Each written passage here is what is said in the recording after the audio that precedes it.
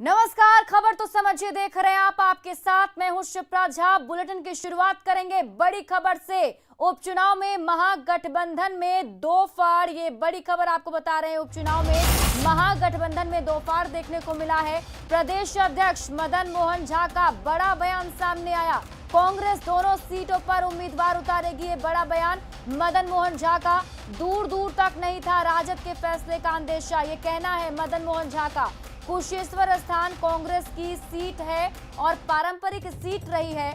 मदन मोहन झा के बयान से सियासत गर्म हो गई है, तो ये बड़ी खबर आपको बता रहे हैं। उपचुनाव में महागठबंधन में दो फाड़ देखने को मिल रहा है। कांग्रेस दोनों सीटों पर अब अपने उम्मीदवार उतारेगी, यानी कि कांग्रेस की तरफ से भी साफ कर दिया गया है कि अगर आरजेडी दोनों सीटों पर उम्मीदवार उतार रही है तो कांग्रेस भी दोनों सीटों पर उम्मीदवार उतारेगी। मदन मोहन झा ने तो ये भी कहा कि दूर दूर तक ऐसा अंदेशा नहीं लगाया गया था कि आरजेडी की तरफ से ये फैसला लिया जाएगा। तो प्रदेश अध्यक्ष मदन मोहन झा का ये बड़ा बयान, कांग्रेस दोनों सीटों पर अपने उम्मीदवार उतारेगी। का राजनीति है, लेकिन मैं समझता हूं जो गठबंधन धर्म का पालन नहीं किया गया। बैठ के बातचीत करना चाहिए था, ये क्या सोल्यूशन है क्या नहीं है। एक तरफा ऐलान से तो दूरी बढ़ती। ऑनेस्टली एक सवाल है, आपने कभी सोचा था, इस तरह का अंदेशा था कि राजद ऐसा कर सकती है? नहीं करने का हम लोग को नहीं लग रहा था ऐसा करेंगे। ठीक है, ऊंच नीच होते रहता है राजनीति में, हो सकता है उन्होंने कोई तर्क दिया हो, लेकिन तर्क का मतलब ये नहीं था जो वन साइडेड आप कहीं घोषणा कर दीजिएगा। देखिए, एक सीट जो हमारा कुशेश्वर स्थान है वो तो निश्चित रूप से मेरे कोटे का है, तो वहाँ तो कोई सवाल ही नहीं है इस बट का। एक तारापुर सीट बचता है, तो जब वो दोनों सीट पर लड़ेंगे तो सभी कांग्रेसियों की राय है। कई 100 फोन आया है उसके बाद से, जो नहीं मानते हैं तो आप लोग लड़िए। तो हम लोग तो जो जनता का मनोभावना है उसके अनुकूल चुनाव लड़ेंगे दोनों। ये किसने गलत किया? आदरणीय तेजस्वी यादव जी से हम लोग को उम्मीद नहीं था ऐसा करेंगे। बिना बात किए हुए आप अनाउंस कर दिए। कांग्रेस पार्टी इतनी छोटी पार्टी नहीं है, लेकिन फिर उन्होंने किया उनकी चीज है। लेकिन अभी आप पूछ रहे थे एक सवाल कि एनडीए को फायदा होगा। आप ये कैसे समझते हैं एनडीए को फायदा? क्या जब हम लोग लड़ेंगे तो एनडीए का वोट सबसे अधिक मैं काटूंगा और राजद का भी थोड़ा काटूंगा। तो राष्ट्रीय जनता दल ने बिहार में होने वाले उपचुनाव के लिए दोनों सीटों पर अपने उम्मीदवारों के नामों का ऐलान कर दिया है। आरजेडी के एक तरफा फैसले के बाद कांग्रेस की तरफ से भी दोनों सीटों पर उम्मीदवार उतारने की बात कही जा रही है, यानी एक बार फिर बिहार में महागठबंधन टूट की तरफ है। पहले आप ये रिपोर्ट देखिए, फिर खबर तो समझिए। तारापुर और कुशेश्वर स्थान बिहार में दो सीटों पर उपचुनाव होने वाला है। आरजेडी ने दोनों सीटों पर अपने उम्मीदवारों के नाम का ऐलान कर दिया है। तारापुर से अरुण कुमार शाह और कुशेश्वर स्थान से गणेश भारती को प्रत्याशी बनाया गया है। राष्ट्रीय अध्यक्ष जी के निर्देशानुसार तारापुर और कुशेश्वर स्थान से बिहार विधानसभा से के उपचुनाव के लिए निम्न दो नामों की राष्ट्रीय जनता दल की ओर से उम्मीदवारों की घोषणा करता हूं। 78 कुशेश्वर स्थान श्री गणेश भारती, 167 तारापुर श्री अरुण कुमार उर्फ अरुण कुमार शाह। तारापुर के साथ आरजेडी ने कुशेश्वर स्थान सीट से भी अपने प्रत्याशी उतारने की घोषणा कर दी, जबकि कुशेश्वर स्थान महागठबंधन की पारंपरिक सीट रही है। आरजेडी के एक तरफा ऐलान के बाद महागठबंधन में जुबानी जंग छिड़ गई है। कांग्रेस नेता अशोक राम ने आरजेडी पर गठबंधन धर्म का पालन नहीं करने का आरोप लगाते हुए साफ कर दिया कि अब कांग्रेस भी दोनों सीटों पर अपने उम्मीदवार खड़े करेगी। तो क्या आप लोग उम्मीदवार उतारने की तैयारी कर रहे हैं? देखिए, उम्मीदवार कांग्रेस ने तो तैयारी करके रखी है। कांग्रेस ने अपना उम्मीदवार भी तय किया हुआ है अंदर हाईकमान की तरफ से, उसमें कोई दिक्कत नहीं है। कांग्रेस के पास कोई दिक्कत नहीं है। उपचुनाव के पहले महागठबंधन में तेज हुई ये खटपट चुनाव के परिणाम को कितना प्रभावित करेगी, ये तो वक्त ही बताएगा। लेकिन एनडीए ने उम्मीदवारों के नाम के ऐलान के समय जो एकजुटता दिखाई और महागठबंधन में जिस तरह की रार दिख रही है, उसने चुनाव से पहले ही महागठबंधन पर एनडीए को मानसिक बढ़त तो दे ही दी है। न्यूज 18 के लिए पटना से अमित कुमार के साथ ब्यूरो रिपोर्ट।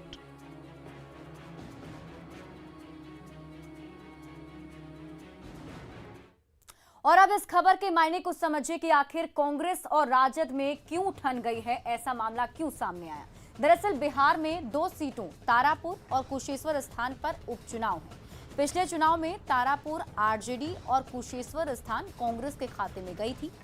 कांग्रेस को ऐसा उम्मीद था कि इस बार बंटवारे में कुशेश्वर स्थान सीट उसके हिस्से में ही आएगी, लेकिन यहां पर पेच फंस गया कि आरजेडी ने दोनों ही सीटों पर अपने उम्मीदवार उतार दिए। आरजेडी के एक तरफा फैसले के बाद कांग्रेस भी दोनों सीटों पर उम्मीदवार उतारने के मूड में। अब ऐसे में लड़ाई महागठबंधन में कांग्रेस बनाम राजद की होगी। महागठबंधन में टकराव से एनडीए को मानसिक बढ़त मिल सकती है। पिछले चुनाव में दोनों सीटों पर जेडीयू की जीत हुई थी। ऐसे में इस बार के उपचुनाव में त्रिकोणीय मुकाबले से सियासी रोमांच जो है वो बढ़ता हुआ दिखाई देगा। तो अब महागठबंधन के अंदर ही 2 फाड़ देखने को मिल रहा है। कांग्रेस और आरजेडी दोनों ही अपने उम्मीदवार को उतारेगी। अब बात तेजप्रताप यादव के उस बयान से जिससे घमासान मचा हुआ है। तेजप्रताप यादव ने एक बार फिर अपनी ही पार्टी और परिवार के लोगों पर निशाना साधा। तेजप्रताप यादव ने आरोप लगाया कि कुछ लोगों ने उनके पिता को दिल्ली में बंधक बनाकर रखा है। लालू प्रसाद के छोटे बेटे तेजस्वी यादव ने इसे गलत बताया। तेजस्वी यादव ने कहा कि ऐसी बात लालू जी के व्यक्तित्व से मैच नहीं करती है। पहले आप ये रिपोर्ट देखिए, फिर खबर तो समझिए।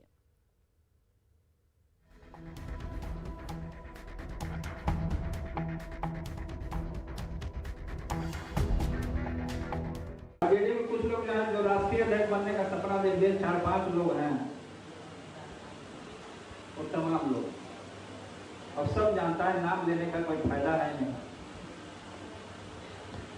पिताजी को जेल से आए हुए महीना और साल भर हो गया। हमारे पिताजी को वहीं रोक कर रखा हुआ, हमारे पिता को आने नहीं दे रहे, बंधक बना के रखे दिल्ली। लालू प्रसाद की पार्टी और परिवार में अघोषित जंग छिड़ी हुई है। लालू के बड़े बेटे तेजप्रताप यादव ने शनिवार को ये कहकर सनसनी फैला दी कि उनके पिता को कुछ लोगों ने दिल्ली में बंधक बना रखा है। तेजप्रताप ने कहा कि ये वही 4-5 लोग हैं जो आरजेडी का राष्ट्रीय अध्यक्ष बनना चाहते हैं। तेजप्रताप के इस बयान के बाद बिहार की सियासत में ये सवाल तैरने लगे कि आखिर तेजप्रताप यादव के वो 4-5 कौन हैं और किसने लालू प्रसाद को बना रखा है बंधक। तेजस्वी यादव दिल्ली से पटना जैसे ही पहुंचे, एयरपोर्ट पर उनका इन्हीं सवालों से सामना हुआ, लेकिन तेजस्वी ने तेजप्रताप के बंधक वाले बयान पर चुप्पी साध ली। हाँ, इतना जरूर कहा कि लालू यादव ऐसे व्यक्ति नहीं कि उन्हें कोई बंधक बना ले। लालू जी जो हैं लंबे समय तक बिहार के मुख्यमंत्री रहे, रेल मंत्री रहे, 2 प्रधानमंत्री उन्होंने बनाया, आडवाणी जी को भी गिरफ्तार किया। तो उनका जो व्यक्तित्व है इससे मैच नहीं खाता है। लेकिन उनको किसने बंधक बना लिया है? सवाल है, क्या आपके ऊपर तेजप्रताप जी हमला बोल रहे हैं? क्या आपके ऊपर तेजप्रताप जी हमला बोल रहे हैं कि आखिर हम तो साफ तौर पे कह चुके हैं कि लालू जी का व्यक्तित्व इससे मैच ही नहीं करता, और तो आडवाणी जी को गिरफ्तार कर रखा है। तेजस्वी यादव ने तेजप्रताप यादव के बयान पर चुप्पी साधकर मामले को टालने की भरपूर कोशिश की, लेकिन जिस तरह से तेजप्रताप बार-बार पार्टी नेताओं के खिलाफ हल्ला बोल रहे हैं, चाहे वो जगदानंद सिंह पर हो या खुद तेजस्वी पर, उससे तो यही लगता है कि लालू प्रसाद की पार्टी और परिवार में सब कुछ ठीक नहीं है। न्यूज 18 के लिए पटना से अमित कुमार के साथ ब्यूरो रिपोर्ट। और चलिए अब इस खबर के मायने को समझते हैं कि लालू फैमिली में बढ़ता ये तकरार आखिर क्यों देखने को मिल रहा है। दरअसल आरजेडी में सत्ता पर अधिकार को लेकर दोनों भाइयों में खींचतान चल रही है। इसी साल नवंबर में लालू प्रसाद का राष्ट्रीय अध्यक्ष के तौर पर कार्यकाल समाप्त हो रहा है। खराब सेहत के चलते वो फिर से पद संभालेंगे, इसकी उम्मीद कम देखने को मिल रही है। आरजेडी में सत्ता संघर्ष को लेकर दोनों भाई आमने सामने हैं। तेजस्वी पर कई गंभीर आरोप तेज प्रताप पहले भी लगा चुके हैं। इससे पहले भी कई बार ऐसे बयान वो दे चुके हैं, जिससे कि ये साफ समझ में आता है कि तेज प्रताप यादव कहीं ना कहीं पार्टी के रवैये से नाराज हैं और एक बार फिर से ऐसा बयान देना उनके लिए भी और कहीं ना कहीं पार्टी के लिए भी कई सारे सवाल खड़ा करता है। बढ़ते आगे, रांची के मोरहाबादी मैदान में सहायक पुलिसकर्मियों के आंदोलन का 7वां दिन बीत गया, लेकिन अब तक उनकी मांगों पर सरकार की ओर से कोई पहल होती नहीं दिख रही है। ऐसे में आंदोलन पर डटे सहायक पुलिसकर्मियों ने मुख्यमंत्री को भोजन के लिए आमंत्रित किया है, ताकि मुख्यमंत्री उनके साथ भोजन कर उनके दर्द को महसूस कर सके। पहले आप ये रिपोर्ट देखिए, फिर खबर के मायने समझिए।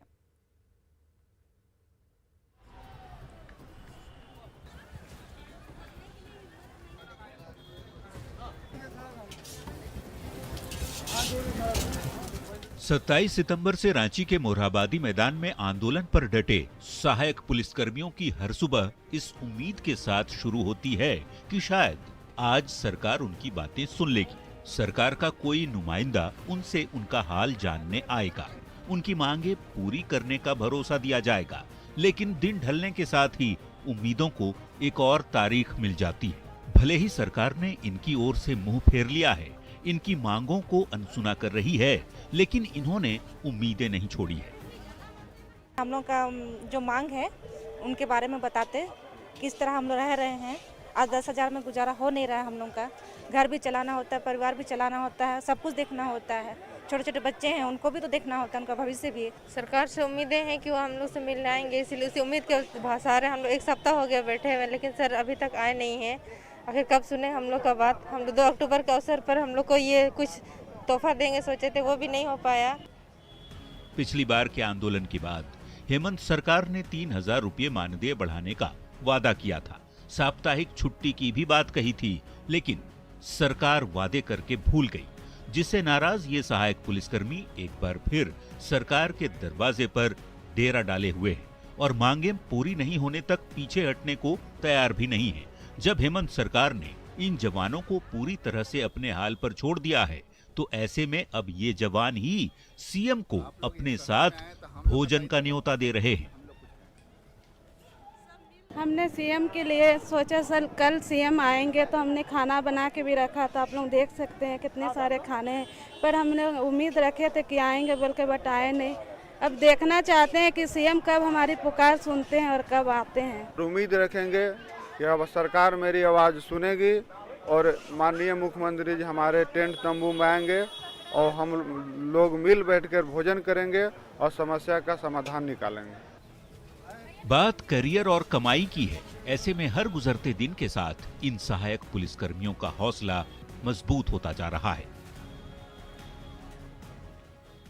लंच डिप्लोमेसी है कि यहाँ सीएम को बुलाने की तैयारी है, खाना भी बन रहा है और आमंत्रण है कि मुख्यमंत्री आएंगे, सहायक पुलिसकर्मी अपने हाथों से बना खाना खिलाएंगे। शायद इनका कहना है कि सीएम जब इनके हाथों का बना खाना खाएंगे तब इनके बारे में भी सोचेंगे। संजय कुमार सिन्हा, न्यूज़ 18, रांची। और चलिए अब इस खबर के मायने को समझते हैं। दरअसल रांची में करीब 1 हफ्ते से सहायक पुलिसकर्मी जो हैं वो आंदोलन कर रहे हैं। सेवा स्थायीकरण की मांग को लेकर सरकार से गुहार लगा रहे हैं।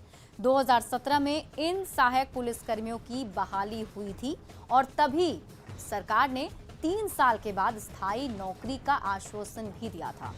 अब हेमंत सरकार पर वादा खिलाफी का आरोप लगाकर ये सहायक पुलिसकर्मी जो हैं आंदोलन कर रहे हैं और सरकार से उम्मीद कर रहे हैं कि जल्द से जल्द उनकी मांगों को मांगा जाए और ये समस्या का समाधान निकाला जाए। बढ़ते हैं आगे।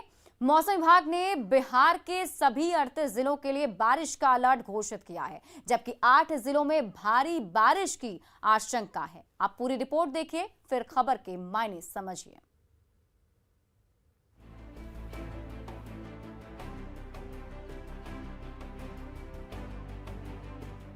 बिहार में पिछले 3 दिनों से हो रही बारिश ने लोगों की मुश्किलें बढ़ा दी है। कई जिलों में तो लगातार बारिश हो भी रही है, चाहे वो समस्तीपुर हो, बाढ़ हो, पूर्णिया हो, दरभंगा हो या लखीसराय हो। अगले 2 दिनों तक हालात ऐसे ही बने रहने की संभावना है। बिहार में मौसम विभाग ने अगले 2 दिनों के लिए अलर्ट जारी किया है, जो सभी 38 जिलों के लिए है। 8 जिलों में तो भारी बारिश की आशंका है। समस्तीपुर, दरभंगा, सहरसा, सुपौल, मधेपुरा, अररिया, पूर्णिया और कटिहार में भारी बारिश को लेकर अलर्ट जारी किया गया है। मौसम विभाग का पूर्वानुमान है कि इस दौरान 30 से 40 किलोमीटर प्रति घंटे की रफ्तार से हवाएं चल सकती हैं। बात करें तो बंगाल की खाड़ी में तकरीबन 5.6 किलोमीटर की ऊंचाई पर लो प्रेशर एरिया का क्षेत्र बना हुआ है और यह झारखंड होते हुए बिहार के ऊपरी हिस्से की तरफ बढ़ रहा है धीरे धीरे। इसके प्रभाव से बिहार के अधिकांश हिस्से जो हैं उसमें कहीं मध्यम तो कहीं भारी बारिश होने की संभावना जताई गई है। सुपौल में हो रही मूसलाधार बारिश की वजह से निर्मली थाना पानी में डूब गया है। थानाध्यक्ष का चैम्बर, हाजत और पुलिस बैरक तक में पानी भर गया है और सड़कें झील में तब्दील हो गई हैं। छपरा में बारिश की वजह से सदर अस्पताल के कई विभाग जलमग्न हैं। यही हाल सिवान का भी है। 2 दिन की बारिश के कारण शहर के कई मोहल्ले में पानी भर गया है। यानी पिछले कुछ दिनों की बारिश ने कई जिलों के हालात बिगाड़ दिए हैं। मौसम विभाग का पूर्वानुमान अगर सही साबित होता है तो कई जिलों में हालात बिगड़ भी सकते हैं।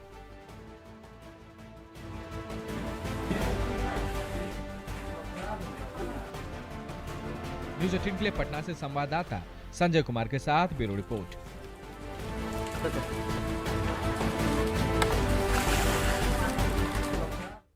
और चलिए अब इस खबर के मायने को समझिए। दरअसल पिछले कुछ दिनों से बिहार में चक्रवाती तूफान का असर दिख रहा है और ये असर काफी ज्यादा डेंजरस भी साबित होता जा रहा है। 3 दिनों से बिहार के कई जिलों में भारी बारिश पहले से ही हो रही है।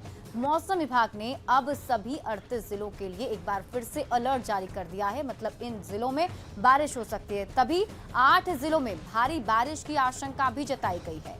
तेज हवा, बारिश से नुकसान की आशंका को लेकर अलर्ट जारी किया गया है और लोगों से भी सावधान रहने को कहा गया है कि इन 48 घंटे तक सभी लोगों को सावधान रहना चाहिए।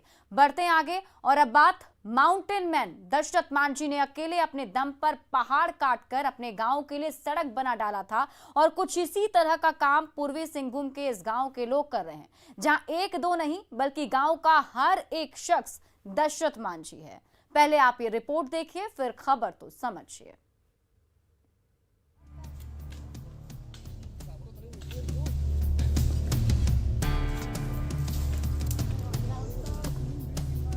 इसमें हम लोग का माने रास्ता का बहुत ही कठिनाई है। उतना दिन से हम लोग का जैसे कि भारत आंदोलन का बाद भी आज तक यहाँ सरकार योजना नहीं पहुँचने का क्रम हम लोग खुद यहाँ हम लोग मेहनत करते हैं, श्रमदान से हम लोग बना रहे हैं। हाथों में कुदाल, फावड़ा और बेलचा लिए ये ग्रामीण दशरथ मांझी के किरदार में है। मन में एक ही लगन है कि पहाड़ का सीना चीरकर सड़क बनानी है। तभी तो मूसाबनी प्रखंड के बढ़ा कोचा और सरहुदा गांव के लोगों को पानी और अस्पताल नसीब होगा। दरअसल दोनों गांव पहाड़ की चोटी पर बसे हैं। गांव में अब तक न बिजली पहुंची है और न ही पानी और सड़क। बढ़ा कोचा गाँव में करीब 15 परिवार रहते हैं। प्रशासनिक सहायता के इंतजार में जब लोगों का धैर्य जवाब दे गया तो उन्होंने खुद पहाड़ काट कर सड़क बनाने का फैसला लिया। बुखार होगा, जो होगा, मतलब बच्चा पैदा पसरा होगा। यहाँ सरहुदा से लेके हम वहाँ पुलिया है नहीं ना, वहाँ था हम काट के खटिया लेके वहाँ बैठे कर हम ले जाते हैं। वहाँ से गाड़ी टेम्पो वगैरह जो वगैरह लेके हम वहाँ पर बैठ कर वहाँ ले जाता है।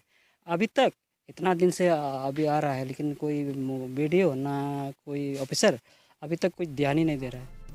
पूर्वी सिंहभूम के नक्सल फोकस एरिया के ग्रामीण प्रशासन को आईना दिखा रहे हैं। यहाँ लोग खुद अपने दम पर श्रमदान के जरिए पहाड़ काटकर सड़क बना रहे हैं।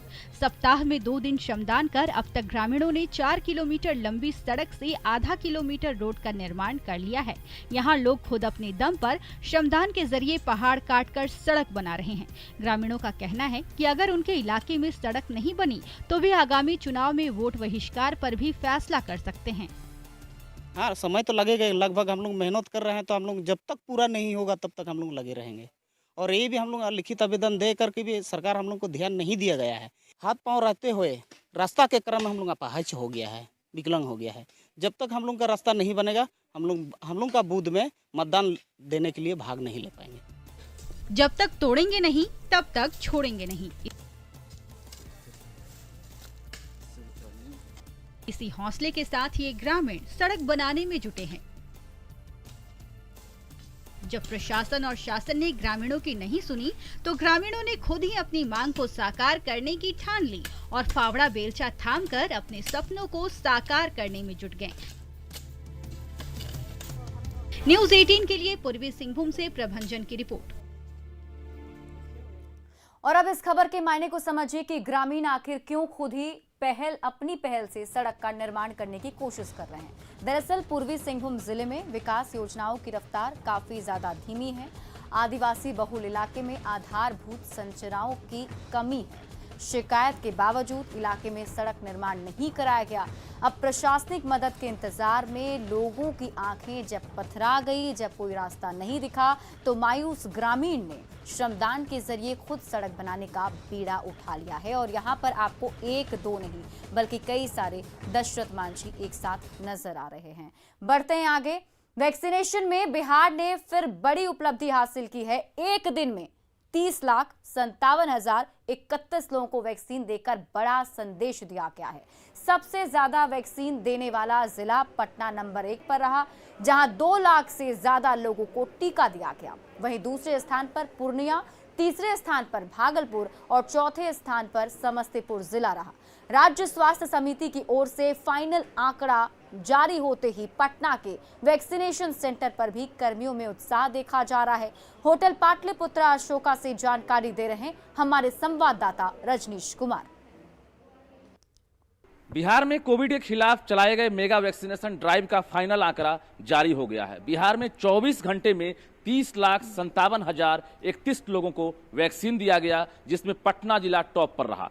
पटना जिले ने एक दिन में 2,11,000 लोगों को वैक्सीन देने का एक रिकॉर्ड बनाया है। वहीं दूसरे स्थान पर पूर्णिया जिला रहा, जबकि तीसरे स्थान पर भागलपुर और चौथे स्थान पर समस्तीपुर जिला रहा। यानी भारी बारिश के बीच बिहार में वैक्सीनेशन चलता रहा और लोग केंद्र पर पहुंचते रहे। बिहार ही है जहां पर 30 लाख का आंकड़ा पार किया है। हालांकि 17 सितंबर का रिकॉर्ड बिहार बनाने से चूक गया क्योंकि खराब मौसम था। इतना बारिश होने के बाद भी इतना लोग आए थे, हम जितना एक्सपेक्ट कर रहे थे इससे ज्यादा लोग भी आए थे। लग रहा था कि पटना टॉप करेगा। बिल्कुल अपना भरोसा था, इतना भीड़ था, लग रहा था कि पटना टॉप करेगा। सारे लोग आए थे, इतनी बारिश के बाद भी बहुत सारे लोग आए थे यहाँ पर।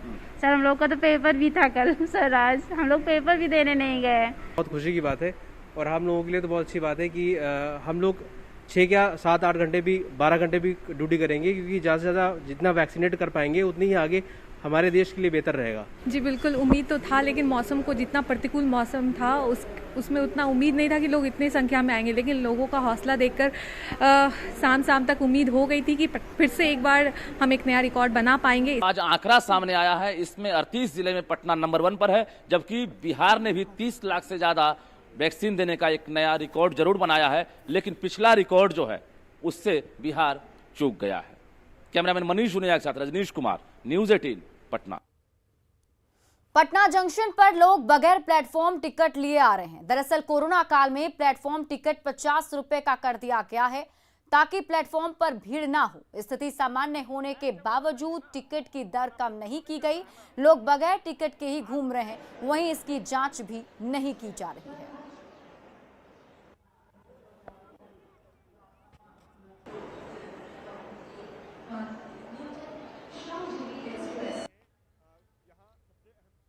और फिलहाल इस बुलेटिन में अभी के लिए बस इतना ही, लेकिन न्यूज़ 18 बिहार झारखंड पर खबरों का सिलसिला लगातार जारी है।